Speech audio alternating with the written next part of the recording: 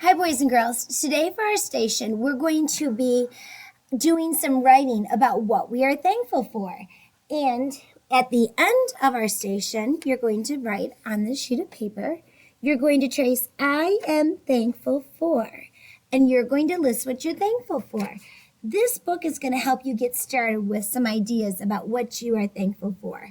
It's called Thanks for Thanksgiving by Julie Marks, and the illustrations or pictures are by Doris Beret. All right, let's get started and see what they're thankful for.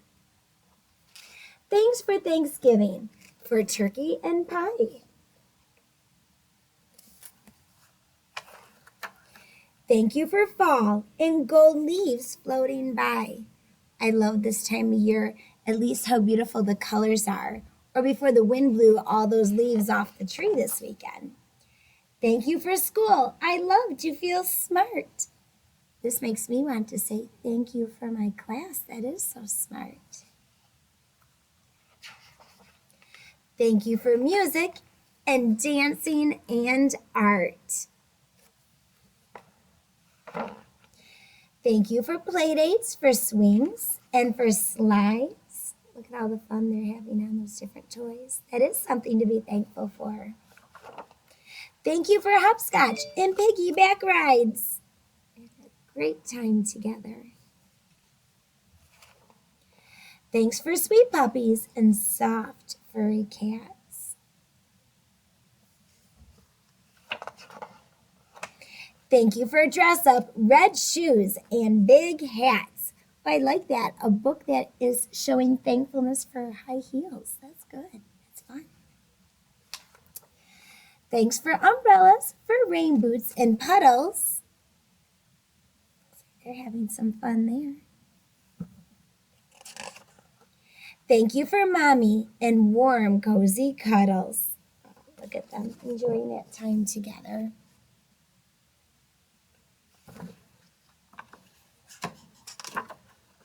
Thank you for daddy and rides on a sled. Look at the things that this little one enjoys doing with their dad. Thank you for kisses and tucks into bed. Thank you for the moon and the stars up above. But most of all, thanks for the family I love. Look at that family enjoying Thanksgiving together and being thankful for one another. Oh, and look at this, boys and girls. At the end of this book, this is why I liked it so much. It says, a place to write down our thankful thoughts year after year. And boys and girls, day after day, we should be thinking about the things that we're thankful for. Like the people in the book, I'm thankful for my mom and my dad. Even though I'm an adult, I'm still very thankful for them. And I'm thankful that my grandma is still alive and with us. And I'm thankful for the times I had with my grandparents when I was young. I'm thankful for my children and my family and my husband. And I could go on with things I'm thankful for: a warm house in the winter, food in my belly, for being healthy and getting better from getting over being sick and feeling better and healthy. I'm very, very thankful for my church and for forgiveness. I am super thankful for our country. We talk about that a lot, don't we? So much that we have to be thankful for. Well, boys and girls, I want you to think about what you are thankful for. And I want you to see if you can sound it out and write it on the line. Now, sometimes it's really hard to say what you're the most thankful for because there's so much to be grateful for. If I had to narrow it down, I might say, I am thankful for forgiveness. I think that's pretty special. I want you to think about, even if it's not your most favorite thing that you're thankful for, think about something that you're thankful for. And then guess what? We're going to have a little turkey to hold that and make it into a decoration. With the new papers that came in your folder that one day when we left school, there are some instructions that look like this. These are some printed instructions that show you how to do this activity. And there's different ways we can use the patterns. It came with some patterns. And you will need another supply. You'll need a paper plate. Now, the instructions had you cut out the center of your paper plate so you can make this into a door hanger. If you don't want to, you don't have to cut out the center. You don't have to make this something that can hang up. But if you do want to cut open the center, one hint I can tell you is to give the paper a little fold, and then you want to make a little slit in the middle like that. Then you can open it back up, and you'll be able to stick your scissors in between there, and then you can cut the center. Now, the next direction that it gives you is to color or paint the paper plate for your turkey's body. Well, I'm not going to get out the paints right now because I would get awfully dirty by the time I held it up and showed it to you. But if your parents say you can paint at home, you could do that. Watercolors won't work well on the shiny side of the plate, but on this side, those will work just fine. All right, now you could do a couple different things. You could color this whole part brown, like the whole thing is the body of the turkey, and some of you might choose to do that. Some of you might choose to do the bottom part brown to look like the brown feathers on a turkey, but then on the area going around the top, you might make a pattern with different pretty colors. Like you could pretend like these are shorter feathers. You could go like purple, orange, green, blue, red, yellow, and then just keep going. Or you could do the whole thing brown. It's up to you. All right, now it says that you can trace this pattern in order to make your feathers. And that's one way to do this. I'm going to show you a little faster way, but the tricky part about this is you're cutting through a lot of paper at one time. I'm going to take 3 different colored scraps I have, and I'm going to cut out just the feather pattern right now. See how that says feather on it? Yep, you can see the for feather. I'm going to line that up on top of my construction paper, and I'm going to hold it tightly with my hand. I don't want it moving all around. Then I'm going to cut on the black line of the pattern.